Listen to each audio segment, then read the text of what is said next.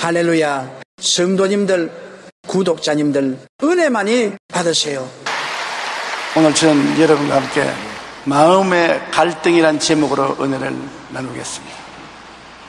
제가 52년 전에 대제동에서 교회를 개척할 때 박수미라는 자매님 한 분이 교회에 출석했습니다. 남편은 6.25 전쟁에 나가서 전사하고 외아들을 기르고 있는데 보통의 장사를 하면서 살아요. 그분이 전도를 받고 천막교회 나가면서 얼마나 기뻐하든지 얼굴에 희색이 만면이었습니다. 그렇게 즐거워하면서 주일날, 수요일날, 금요철야, 새벽기도 빠지지 않고 열심히 교회에 나왔는데 한동안 그렇게 예수를 잘 믿더니 그 다음 얼굴에 그림자가 지고 점점 신앙이 식어져 가면서 교회 출석을 등한히 하더니 하루는 저를 찾아와서 목사님 이제 그만 믿으랍니다. 그러더니 아니 이렇게 좋아하고 하나님께 영광을 돌리고 사다가 그만 믿다니요. 하나님이 잘못한 것이 아니라 내가 잘못되어서 그렇습니다.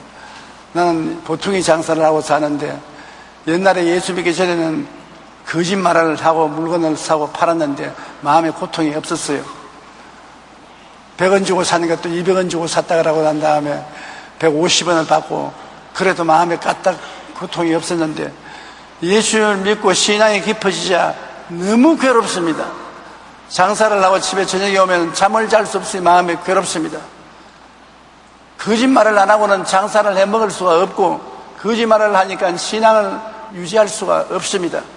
그러므로 자식 다 키워 장가 보내고 나도 일할 수 없는 나이가 될 때 그때 가서 도로 믿겠으니 하직을 구하는 것이 좋겠습니다. 그래서 내가 좀 내 말 좀 들으십시오.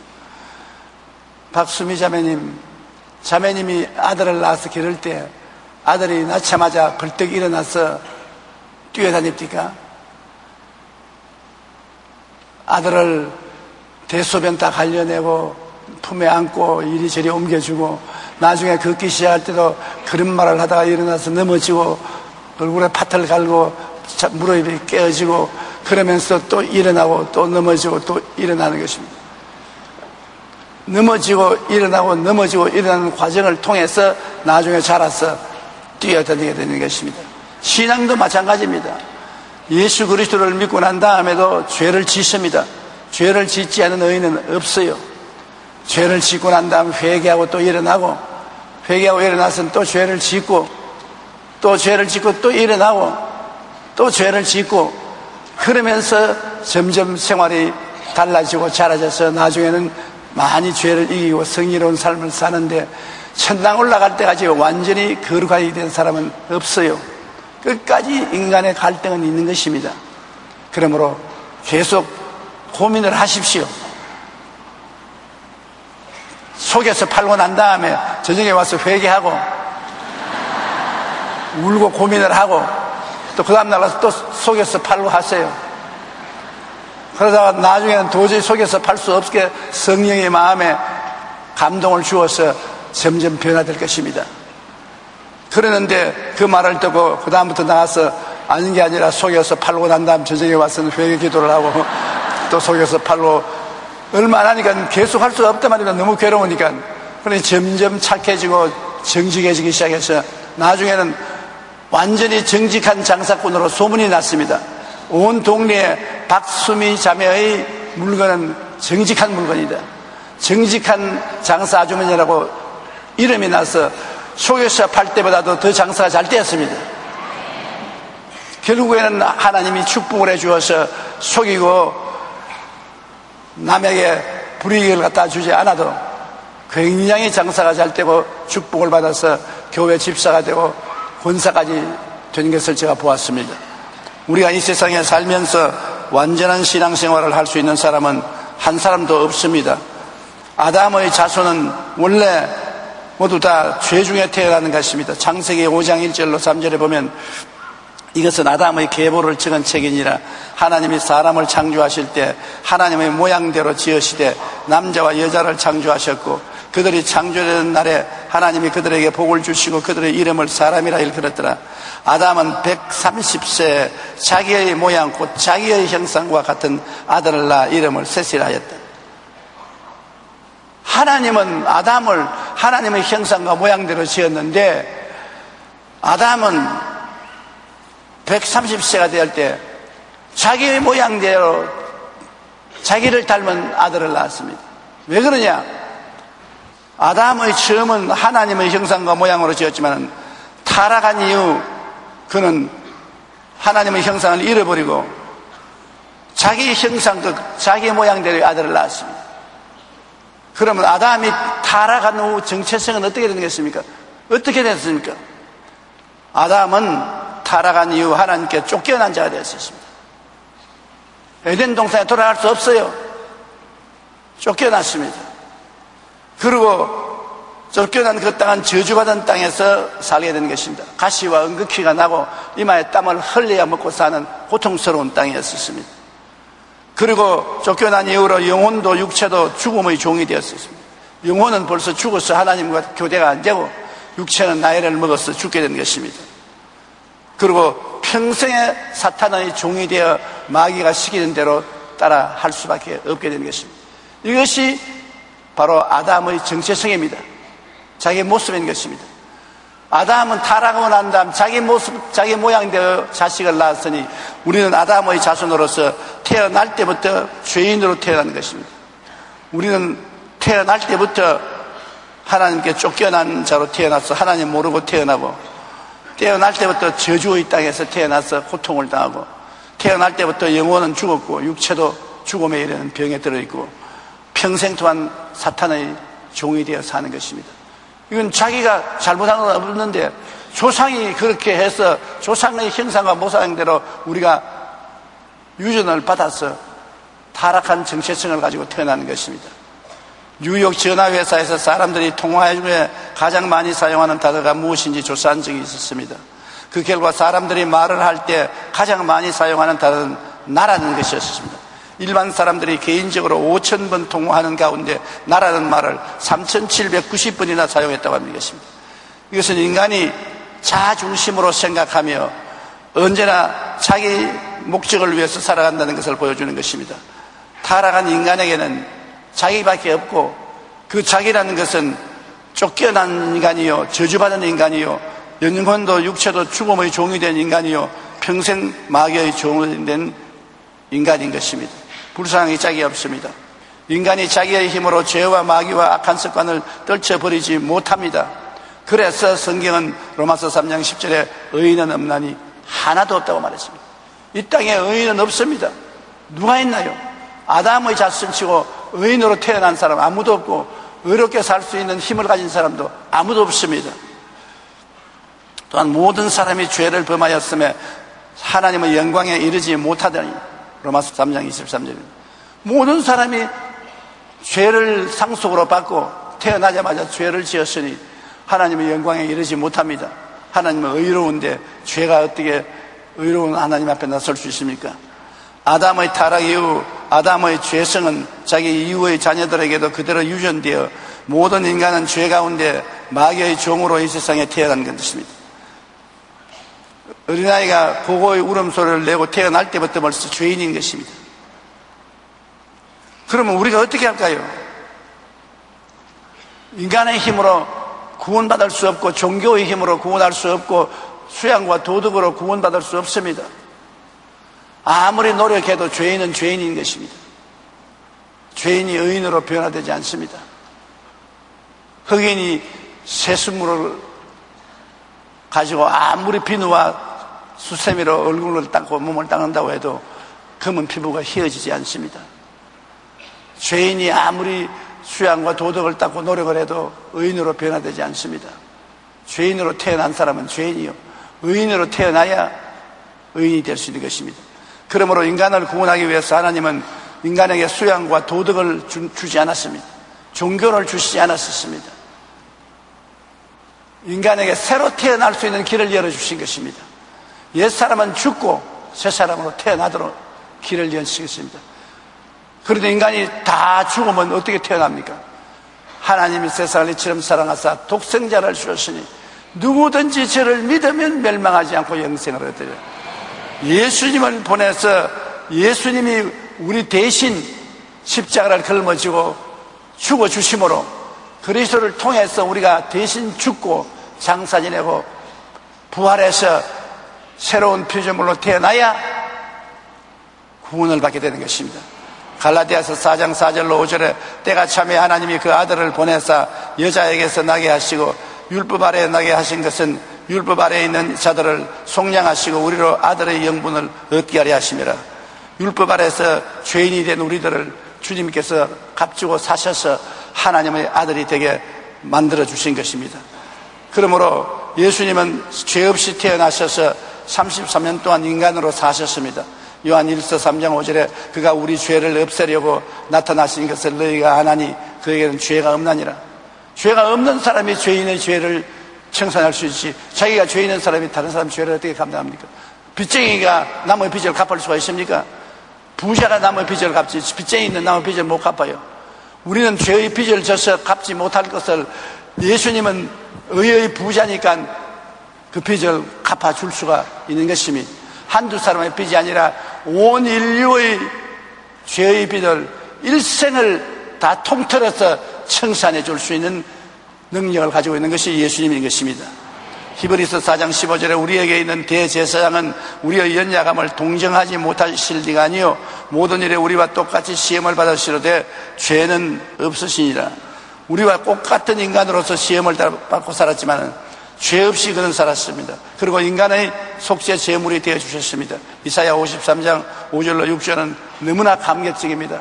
언제나 이 성경을 볼 때마다 마음에 하나님의 영광과 감사가 넘쳐나는 것입니다. 이사야 53장 5절로 6절을 다 같이 읽어보십시다. 그가 찔림은 우리의 허물 때문이요 그가 상함은 우리의 죄악 때문이라. 그가 징계를 받음으로 우리는 평화를 누리고 그가 채찍에 맞음으로 우리는 나음을 받았도다. 우리는 다 양 같아서 그릇 행하여 각기 제 길로 갔거늘 야훼께서는 우리 모두의 죄악을 그에게 담당시켰도다. 도대체 이런 일이 있을 수가 있습니까? 그가 찔린 것은 내 허물 때문이고 그가 상한 것은 내 죄악 때문이다. 그가 하나님께 버림받고 고통받는 징계를 받은 것은 내가 평화를 누리게 하기 위함이다. 그가 채찍에 맞은 것은 내 병 때문에 채찍에 맞아서 나를 낫게 하기 위한 것이다. 우리는 다 제 멋대로 살았는데 그 제 멋대로 사는 죄악을 주님은 예수님께 담당시켰던 것입니다. 그러니 예수 한 분을 통해서 온 인류가 옛사람은 죽고 장사 지내고 새 사람으로 살아날 수 있는 놀라운 특권을 얻게 된 것입니다. 예수님 손을 잡지 않고는 도무지 구원받을 길이 없어요. 살아날 길이 없어요. 아담의 자손은 태어날 때부터 죄의 유전을 가지고서 죄의 정체성에서 태어났기 때문에 살아날 수가 없는 것입니다. 그러므로 세상에 종교도 많고 철학도 많고 선생도 많지만은 결국 다 죽어서 살아나지 못합니다. 못 살아난다는 것은 죄를 갚지 못했다는 것입니다. 빚져서 감옥에 들어갔으면 감옥에서 나오지 못하면 빚을 청산 못했기 때문인 것입니다. 감옥에서 나와야 빚을 청산한 증거가 되는 것입니다. 죽음이라는 것은 죄의 감옥인 것입니다. 죽음은 죄의 감옥인데 죄의 감옥에 들어가서 죽은 사람이 다시 살아나지 못하면 그 죄 못 갚은 것입니다. 예수님만이 죽었다가 사흘 만에 살아난 것입니다. 우리 모든 죄를 지고 죽음이라는 감옥에 들어갔다가 사흘 동안 옥살이 하시고 난 다음 우리 죄를 다 갚아버리고 감옥 문을 활짝 열어 제끼고 부활하셔서 나는 부활이요 생명이니 누구든지 나를 믿는 자는 죽어도 살겠고 살아서 나를 믿는 자는 영원히 죽지 아니하리라고 말씀하신 것입니다. 그러므로 예수 그리스도를 믿으면 우리는 그리스도의 옷자락을 잡고 천국에 갈 수가 있게 된 것입니다. 히브리서 9장 12절에 염소와 송아지의 피로 하지 아니하고 오직 자기의 피로 영원한 속죄를 이루어 단번에 성소에 들어갔느니라. 우리 피로, 자기의 피로서 우리 죄를 다 청산하고 주님 단번에 하나님 앞에 들어갈 수가 있었던 것입니다. 그러므로 죽음과 삶에 우리는 그리스도와 하나가 된 것입니다. 고린도전서 15장 3절로 4절에 이는 성경대로 그리스도께서 우리 죄를 위하여 죽으시고 장사 지낸 바 되셨다가 성경대로 사흘 만에 다시 살아나시다. 우리 죄 때문에 죽었다가 우리 위해서 살아나시다. 내가 그리스도를 통해서 죽고 내가 그리스도를 통해서 살아난 것입니다. 디모데후서 1장 10절에 이제는 우리 구주 예수 그리스도의 나타나심으로 말미암아 나타났으니 그는 사망을 패하시고 복음으로써 생명과 썩지 아니할 것을 드러내신지라. 사망을 패하시고 복음을 통해서 생명과 썩지 아니함을 우리에게 나타낸 것입니다. 우리는 구원의 복음을 받았고 우리는 썩지 않은 하나님의 은총을 받은 것입니다. 영혼이 썩지 않고 육체가 장차 부활해서 영원히 주님과 함께 사는 이 놀라운 은총을 우리가 받게 된 것입니다. 매일의 만남이라는 책에 실린 로빈슨 목사님의 간증입니다. 1949년에 전쟁이 끝나고 목사님 가족은 할머니의 병으로 깊은 근심에 빠지게 된 것입니다. 그 할머니는 피가 모자라는데 그 피는 RH-AB형으로 아주 드문 혈액형입니다. 아무리 그 피의 혈액형을 가진 사람을 찾아도 찾지 못해서 결국 그 할머니가 죽을 수밖에 없게 돼서 온 가족이 큰 슬픔에 쓰러졌습니다. 번연히 피만 있으면 살겠는데 RH-AB형의 피를 가진 사람이 좀처럼 없기 때문에 수혈을 받지 못하고 죽어갑니다. 아버지는 옷을 갈아입기 위해 집으로 가는데 차를 몰고 가다가 길에서 차를 태워달라고 한 군인이 손을 듭니다. 할머니 일 때문에 너무 상심해서 그냥 지나가려다가 무언가 태워드려야 그런 음성이 들린 것 같아서 차를 중지시켜서 군인을 태웠습니다. 그러나 그 아버지는 아무 말도 안 하고 눈물을 줄줄줄 흘리면서 차를 운전하니까 군인이 옆에서 보다가 아니 왜 눈물을 흘리십니까?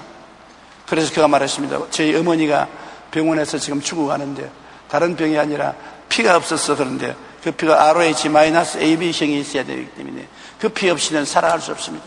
일반 피는 아무리 수혈해봤자 소용이 없습니다. 그러니까 군인이 씩 웃더니만 신분증을 내놓습니다. 그 군 신분증에 보니까는 군인의 피가 RH-AB형이겠습니다. 100만 명 가운데 몇 명이 있을까 말까 한 그 RH-AB형의 피의 형태를 가진 군인이 그 차를 탄 것입니다. 그러니까 군인이 빨리 나를 병원으로 같이 데려가십시오.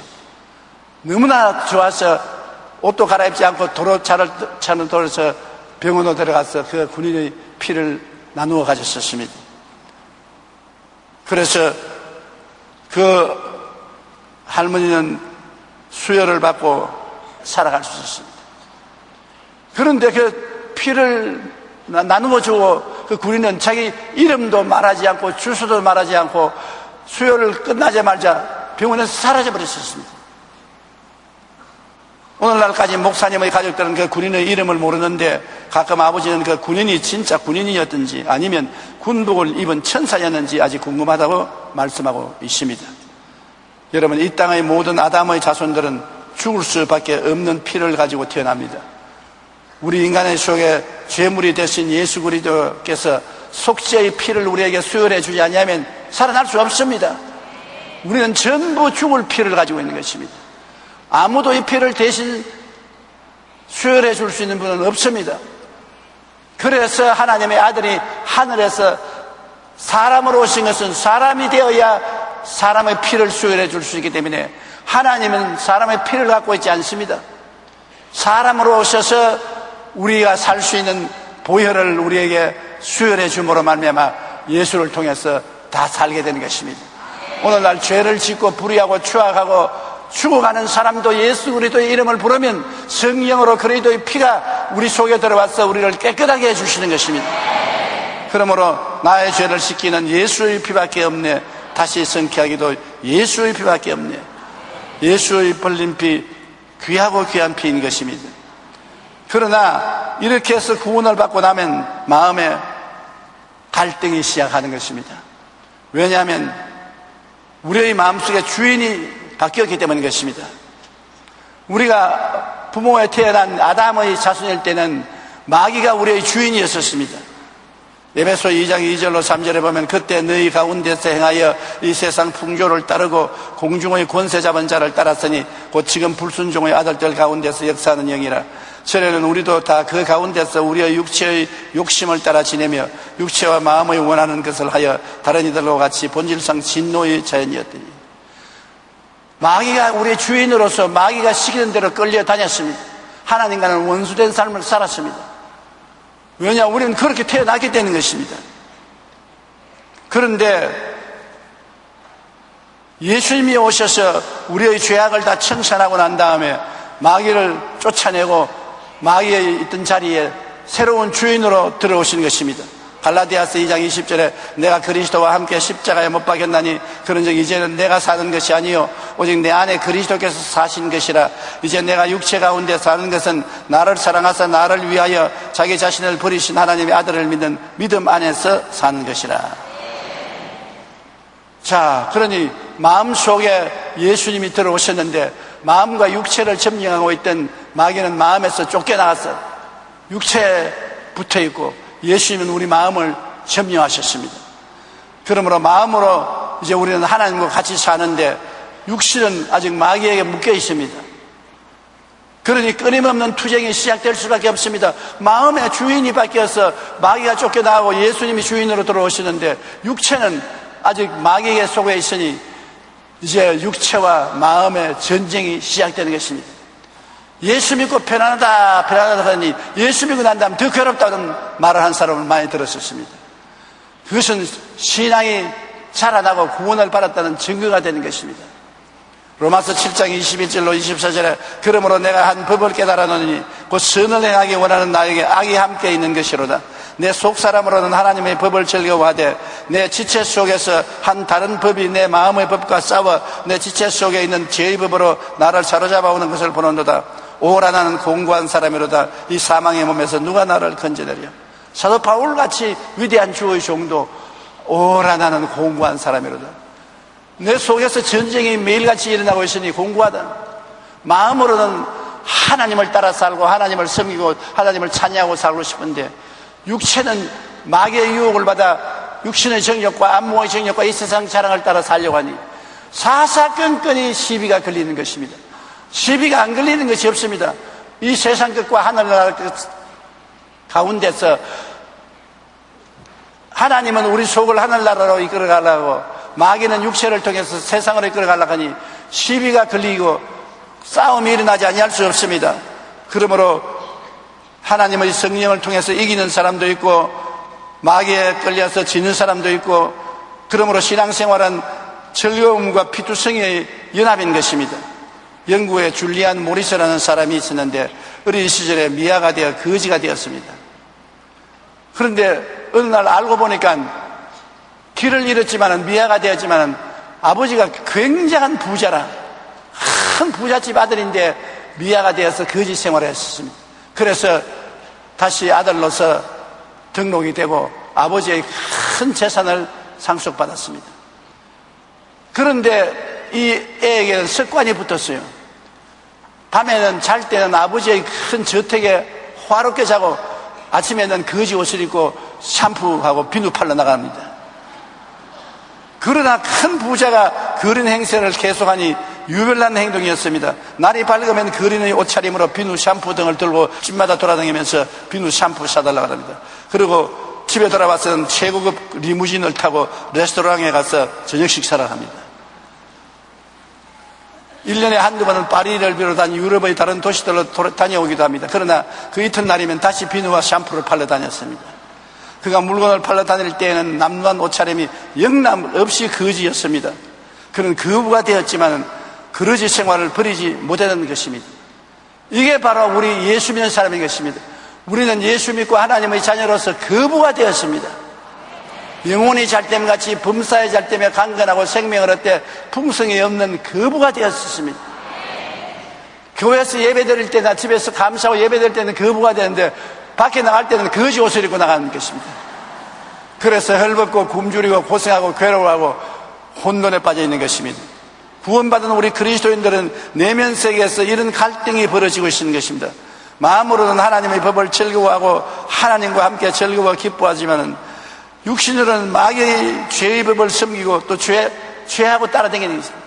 어느 날은 하나님과 손을 잡고 하늘나라 영광 중에서 할렐루야 하고 살다가 어느 날은 보니까 마귀하고 거지가 돼가지고서 거지 옷을 입고 마귀하고 돌아다니는 것입니다. 저 사람은 왜 저렇게 됐나? 어느 날은 보면 훌륭한 크리스찬이고 그 다음 날은 보면 개망나게 갖고 무슨 사람이 저런 사람이냐. 그게 오늘날 공고한 일인 것입니다. 그것이 바로 바울이 오라 나는 공고한 사람이로다 이 사망의 몸에서 누가 나를 건져내랴. 모든 사람이 위선 때문에 고통당하고 있는 것입니다. 사람들 보는 앞에서는 착하고 훌륭한 크리스찬인데 자기 내적으로 보면 아주 위선하고 거짓하고 더러운 죄인인 것입니다. 그 가운데서 고통을 당해서 내가 과연 예수 믿는 사람인가, 과연 이런 생활을 할 수 있는가 고민을 하게 되는 것입니다. 그 고민을 안 하는 사람이 없습니다. 그러나 그 고민은 하면 할수록 점점 그 고민이 그 사람을 변화시키는 것입니다. 끝없는 투쟁이 있는 것 같지만은 나중에는 내 속에 있는 하나님의 성령이 이기게 되는 것입니다. 18세기 최대의 철학자인 임마누엘 칸트는 그의 책 실천이 이성 비판에서 인간이 무엇을 하려고 결심만 하면 무엇이든지 할 수 있다고 말했습니다.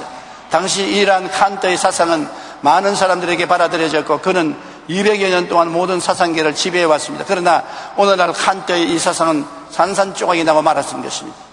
인간이 아무리 굳은 결심을 했다 하더라도 그 마음은 조정하지 못하고 또 다른 힘이 있다는 것을 알게 되는 것입니다.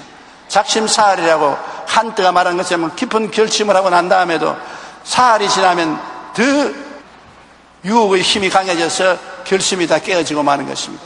인간은 감정의 동물로서 그 마음에 허무감이 스며들 때 굳은 결심도 하루아침에 무너집니다. 그래서 옛부터 인심은 조석변이라 했고 작심사흘이라는 말이 있습니다.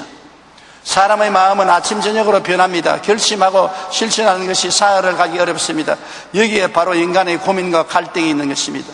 오라 나는 공고한 사람이로다라고 바울이 고통한 것도 마음으로 원하는 선은 하지 않고 오히려 원치 않는 악에 빠지는 자신의 삶을 탄식했습니다. 인간은 마음과 육신의 끊임없는 투쟁 가운데 고통과 좌절을 경험하므로 그 속 사람을 굳세게 하지 않으면 안 되는 것입니다. 속 사람을 어떻게 강하게 할까요? 이 싸움에서 우리가 점점 이겨나가야 되겠는데 속 사람을 강하게 해야 되는 것입니다. 속 사람을 강하게 하기 위해서는 항상 말씀을 가까이 해야 되는 것입니다. 사람이 먹지 아니하면 힘이 없어요. 제가 젊을 때는 상당히 힘이 있었습니다. 팔 힘도 세고 달리기도 잘하고 했는데 요사이는 팔 힘이 여자보다 더 약해요. 얼마 안 걸어가면 다리가 아파요. 왜 그러냐? 안 먹어요. 제가 하루 먹는 것은 여러분 한 끼 먹는 것보다 못 먹을 것입니다. 조금밖에 안 먹어요. 먹기가 싫어요. 오늘도 죽 한 그릇 먹고 나왔는데 설교하는 것이 기적입니다.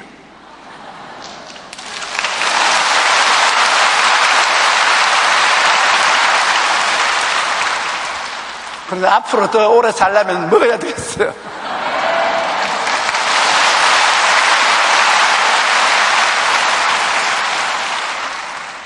영적인 세계에도 힘을 얻어 신앙으로 강하게 쓰려면 먹어야 돼요. 말씀을 먹어야 돼요. 우리의 양식은 말씀인 것입니다. 여호수아 1장 8절에 이 율법책을 내 입에서 떠나지 말게 하여 주야로 그것을 묵상하여 그 안에 기록된 대로 다 지켜 행하라. 그러면 내 길이 평탄하게 될 것이며 내가 형통하리라.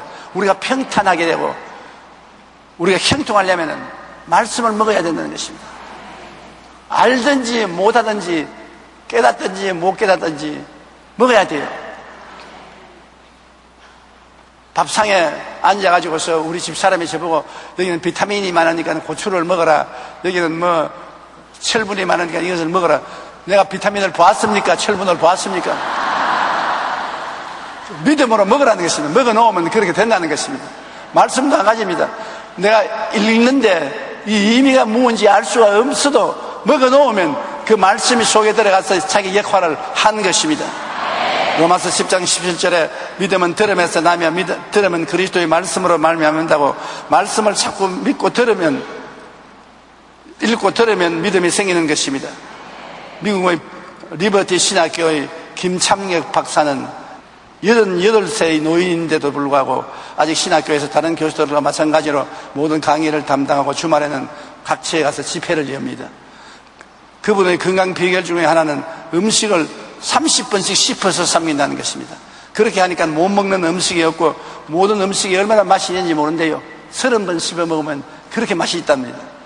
오래전부터 위대한 영성가들은 성경 말씀을 묵상하며 말씀 묵상을 소위 되새김질에 비유했습니다.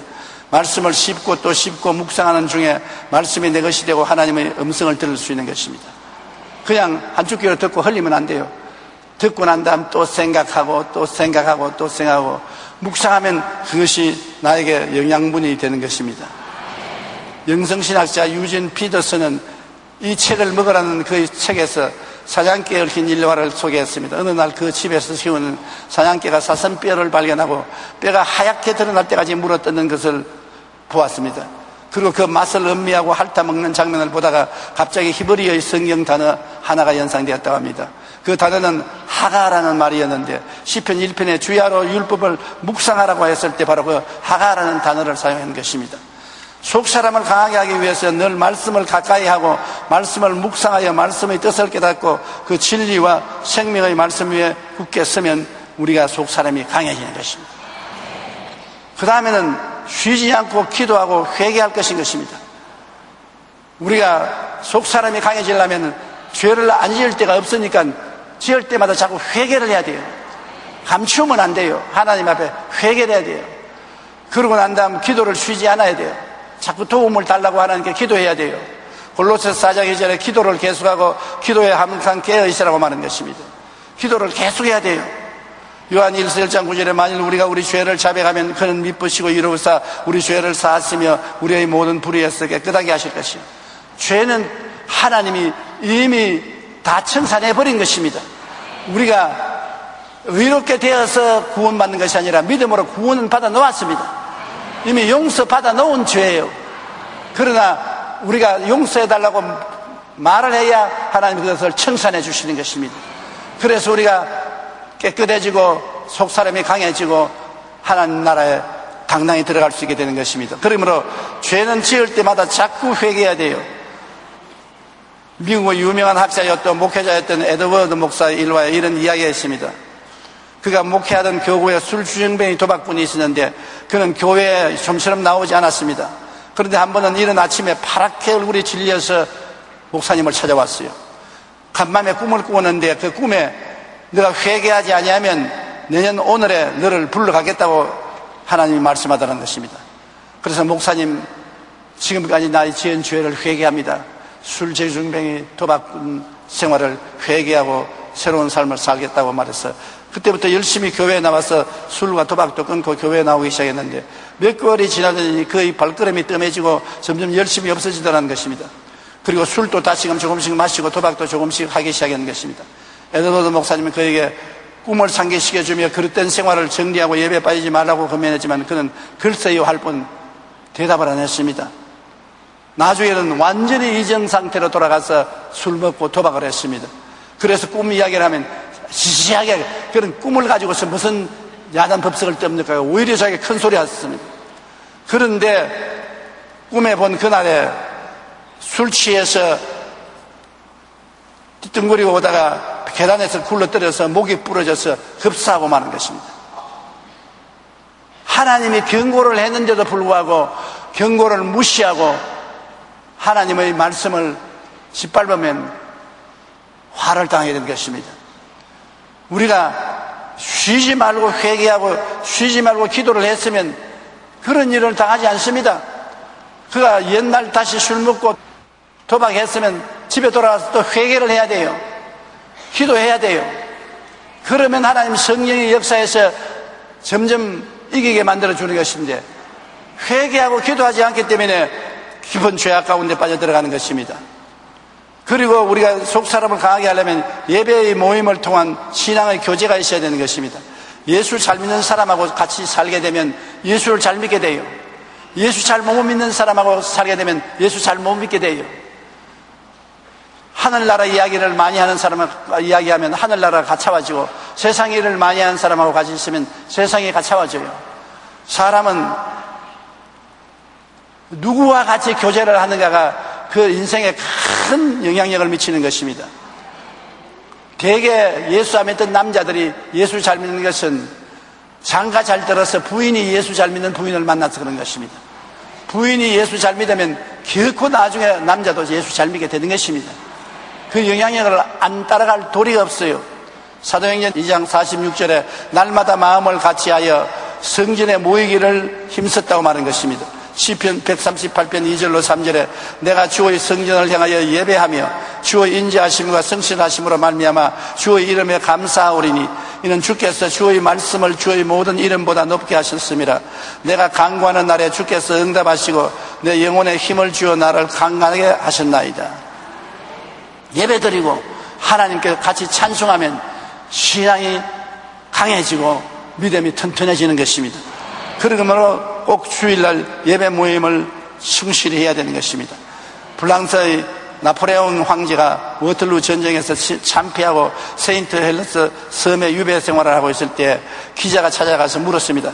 당신 한평생에서 가장 행복했던 때가 언제냐 물으니까 나폴레옹은 한창 눈을 감고 회상하더니 이렇게 대답했습니다. 전투가 치열하던 어느 날 주일이었습니다. 그때 나는 쫄병이었지만 마침내 철모를 벗고 교회 가서 하는 게 감사하고 눈물을 흘리며 예배드릴 때 그 마음속에 다가온 행복과 기쁨을 지금도 잊을 수가 없다고 말하는 것입니다. 그러나 나는 오늘날 예배 참석하지 아니하고 하나님께로부터 멀리하고 전쟁광이 되어서 이렇게 유배 생활을 하고 비참하게 되었다고 말하는 것입니다. 마음의 평안과 행복을 느끼는 시간은 하나님께 예배드릴 때인 것입니다. 예배를 통해서 좋으신 하나님을 만나고 또 성도 간의 교제를 나눌 때 우리의 속사람은 강해지고 우리의 삶은 기쁨과 평안이 넘치게 되는 것입니다. 하나님과의 교제, 성도와의 교제가 우리 신앙을 튼튼하게 하는 것입니다. 그리고 또 우리는 성령님의 도우심을 간구해야 되는 것입니다. 그러므로 이제 그리스도 예수 안에 있는 자에게는 결코 정죄함이 없나니 이는 그리스도 예수 안에 있는 성령의 생명의 법이 죄와 사망의 법에서 너를 해방하였습니다. 성령도 우리의 연약함을 도우시다니 우리는 마땅히 기도할 바를 알지 못하나 오직 성령이 말할 수 없는 탄식으로 우리를 위하여 친히 간구하시느니라. 성령은 우리 도우미로서 오신 것입니다. 하나님이 우리를 돕기 위해서 하늘에서 보내서 우리와 같이 계신데 지금도 이 자리에 계십니다. 공기를 보지 못했잖아요. 그러나 여러분 공기 없으면 삽니까? 끊임없이 숨 쉬어서 내 뱃속에 있고 밖으로 나가고 뱃속에 있고 밖으로 나갑니다. 성령은 공기와 같습니다. 여러분 속에 계시고 여러분 밖에 계신 것입니다. 성령님을 인정하고 환영하고 모시드리고 의지하고 성령의 도움을 청하면 성령이 죄와 사망의 법을 내가 쫓고 여러분을 승리하게 만들어주는 것입니다. 성령으로 충만한 것은 우리 신앙생활에 절대 필요한 것입니다. 의학 공부를 하는 미국의 여대생이 대학교 3학년 때 우연히 마약과 접하게 된 것입니다. 그녀는 피곤할 때마다 마약을 복용하는 했는데 나중에 습관에 대한 마약이 없으면 생활을 유지할 수 없을 지경이 되었습니다. 그는 인턴과 레지던트 과정을 거쳐서 의사로 일하면서 매일 마약을 복용했습니다. 나중에는 그 사실이 직장 동료들에게 알려지게 되어 병원을 그만두게 되었는데 더 이상 마약을 살 수 없게 되므로 미칠 것 같았습니다. 살 수 없게 됐어요. 그래서 그녀는 자신의 의지로 마약을 끊어보려고 피나는 노력을 했지만 헛사였습니다. 그는 절망한 가운데 비 오는 날 저녁 자살을 할 결심을 하고 뚝 옆에 저수지로 나갔습니다. 뚝 위에 올라서서 지금까지 한 번도 불러본 적이 없는 하나님을 향해 무릎을 꿇고 기도하기 시작했습니다. 하나님, 저는 아무것도 할 수 없는 사람입니다. 저를 구원해 주십시오. 비를 맞으면서 아주 간절히 기도했습니다. 그런데 갑자기 머리에서 뜨거운 전기불이 쫙 내려오면서 온몸이 쩌릿하게 되더랍니다. 그러더니 양쪽 어깨를 누르고 있던 무거운 짐이 벗어지는 것 같고 마음에 평화가 넘치게 다가오기 시작한 것입니다. 몸이 날아갈 듯이 가벼워지고 기뻐지는 것을 느꼈다고 했는 것입니다. 그녀는 그 자리에서 일어나 하나님을 찬양하고 자살하는 마음을 돌이켜 집으로 돌아왔는데 그 후로 마약은 깨끗이 끊어지고 지금 마약과 알코올 중독으로 삶을 포기한 사람들을 위해 봉사하는 삶을 살고 있다고 말하는 것입니다. 보십시오. 힘으로도 능으로도 안 되지만은 성령이 되게 만들어주는 것입니다. 기도하고 구하니까 해주는 것입니다. 기도하고 구하지 않으니까 안 해주는 것입니다. 무엇인지 기도하고 구한 것은 받은 줄로 믿어라. 그래야만 그대로 되리라고 말하는 것입니다. 인간은 머리털 하나도 희도 뜸게 할 수 없습니다. 그러나 우리가 성령님을 의지하며 성령님의 도우심을 간구할 때 성령님은 그 위대한 능력으로 어떠한 절망에 처해 있더라도 그런 환경에서 우리를 건져내주고 이기게 만들어주는 것입니다. 우리의 수단과 방법이 아닙니다. 성령의 수단과 방법입니다. 우리가 알지 못하는 크고 비밀한 일로서 우리를 그 수렁에서 건져내 주시고 도와주시는 것입니다. 그러므로 사람의 힘으로 할 수 없다고 생각하지 마십시오. 할 수 있거든요. 무슨 말이냐? 믿는 자에게는 능치 못하심이 없다니라. 우리는 하나님을 믿고 꿈꾸고 믿고 감사하고 찬양하며 살면 놀라운 일이 우리 생활 속에 항상 일어나게 되는 것입니다. 일본의 작가 하루야마 시게오는 건강에 관한 관심이 많았습니다. 그래서 그는 30년 동안의 책을 쓰면서 건강의 6가지 조건을 제시했습니다. 사람이 건강하게 살려면 다음의 6가지를 잘 지켜야 한다는 것입니다. 첫째, 피곤하게 살지 않을 것. 너무 피곤하면 쉬어야 돼요. 제가 늘 오늘날 우리 집사람 김성애 총장에게 말하는 것은 피곤하지 마라. 피곤하거든 들어 누워 쉬어라. 피곤할 때는 일 안 하는 것이 좋습니다. 둘째는 적절한 잠을 잘 것입니다. 너무 잠을 많이 자면 치매에 걸린대요. 적절한 잠을 잘 것입니다. 그다음 셋째, 식욕을 절제하며 먹을 것입니다. 과식하는 것보다도 절식하는 것이 좋다는 것입니다. 그다음 넷째, 화를 내지 말라. 화를 내면은 마음에 상처를 입고 손해를 보는 것입니다. 다섯째는 두뇌를 계속 사용하라. 머리를 사용하라는 것입니다. 여섯째는 적당한 운동을 할 것이라고 말하는 것입니다. 그렇게 하면 건강을 유지할 수 있다고 했는데, 그런데 그 후 30년이 지나고 그런 뇌내 혁명이라는 책을 쓰면서 정말로 인간에게 필요한 것은 이 6가지에 한 가지 더 있어야 한다고 말했습니다. 그것은 마음의 평안이라고 말했었습니다. 마음의 평화가 건강에서 차지하는 비용은 55%라고 말합니다. 마음이 평안하면 55%는 이미 건강한 것입니다. 아무리 그 사람이 그럴듯해 보여도 속 사람이 건강해야 한다는 것을 알 수 있습니다. 속 사람을 건강하기 위해 우리는 항상 말씀을 가까이 하고 쉬지 않고 기도하고 회개하고 예배의 모임을 통하여 신앙의 교제를 가져야 합니다. 성령의 도우심을 간구함으로써 우리 속 사람을 강하게 할 수가 있는 것입니다. 우리는 이 땅에 사는 동안에 마음과 육신이 함께 사는 삶으로 갈등은 계속합니다. 갈등 없는 사람이 없어요. 저 강단에 있는 목사님은 늘 신령한 생활을 하니까 갈등이 없을 것이다. 천만에요. 저도 세상이 끊임없이 쳐들어오고 하늘나라가 끊임없이 마음에 채워와 세상과 하늘나라가 갈등을 하고 투쟁을 하는 것입니다. 갈등을 해요. 저도 온 세계를 다니면서 참으로 위대한 주의 종을 많이 만났습니다. 그걸 만날 때마다 내가 묻는 것입니다. 당신은 마음에 갈등이 없습니까? 그러면 나를 언제든지 보고 싱긋이 웃으면서 갈등이 없는 사람이 어디 있습니까? 매일 갈등으로 예수 이름으로 싸우는 것이지요. 황영진 목사님이 상을 타고 난 다음에 기자가 가서 물었습니다. 목사님의 마음에는 하늘나라가 가득하지요. 고개를 흔들면서 나 죄 덩어리입니다. 황영진 목사님이 자신을 보고 나는 죄 덩어리라고 그러시죠. 우리 모든 사람이 훌륭하게 살려고 할수록 마귀의 공격은 강합니다. 유혹은 강합니다. 싸움은 끝이 없는 것입니다. 이 육신을 벗어버리는 날에 갈등은 끝날 것입니다. 육신을 입고 있는 이상은 항상 마귀는 우리 육신을 통하여 우리에게 갈등을 가져오는 것입니다. 타락시키려고 하는 것입니다. 이 세상에 완전히 거룩하고 온전하게 된 사람은 없습니다.